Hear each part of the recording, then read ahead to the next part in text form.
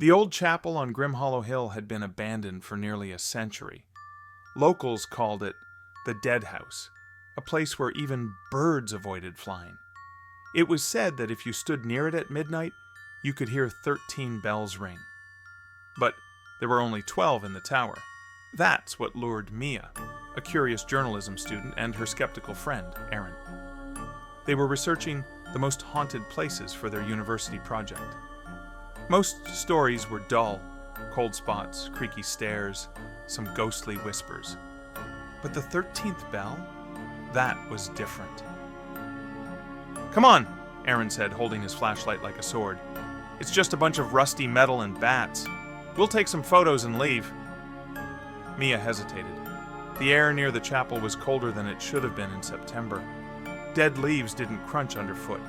They felt damp, almost fleshy. Still, she followed. The front doors groaned open on their own. That wasn't normal. Mia flinched. Inside, the chapel was a shell. The stained glass was shattered, the altar broken, but the bell tower loomed above them like a silent giant. Its spiral staircase, crumbling but passable, dared them to climb. They did. Each step moaned like a dying thing. As they neared the top, they counted the bells. 12, all present, swaying gently though the air was still. "See?" Aaron said. "No mystery, no ghost, just legend." Then they heard it. Bong. Both froze. The sound was deep, not from the 12 above. This came from below. Bong. Another, louder. Mia turned to the trapdoor beneath the floor of the bell tower, previously unnoticed. It was chained shut, except now the chains were broken. Aaron looked pale. "There's something under this tower." They climbed down, into a darkness that swallowed light. The air was moist and foul, like rotting flowers and burnt meat. The narrow stone tunnel led to a crypt, lined with coffins and dust-coated bones. But one coffin in the center stood out. It was covered in chains made of human teeth, and instead of nails, bloody fingers sealed the lid. Mia's breath caught. Something moved inside. Bong. The 13th bell rang again, and this time the coffin shook. Aaron backed away. "We need to leave, now!" Too late. The lid burst open, fingers flying like thrown knives. A figure rose, its body stitched together from corpses, its mouth filled with bells that rang as it grinned. It spoke with 13 voices at once. "You heard me! Now you are mine!"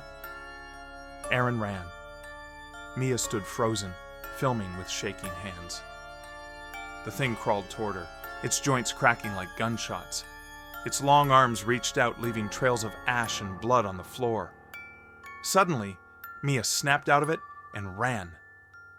Up the tunnel, through the chapel. But as she reached the doors, they slammed shut. The thing was behind her now, bells ringing louder, faster. Then, silence. She turned. The monster stood still. It pointed at the altar. Confused, she looked. There lay a book, bound in human skin, pulsing like it breathed. She picked it up. The chapel screamed. Wind blew from nowhere, extinguishing their lights. Shadows twisted on the walls like snakes. The bells began ringing again, but this time all 13 in unison. Mia saw Aaron, pinned to a wall by living chains, his face drained white. The book opened itself.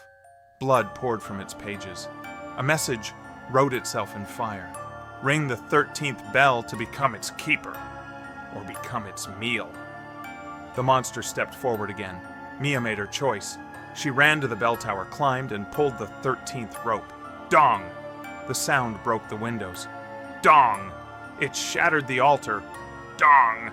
And then, the chapel stopped screaming. Mia found herself alone.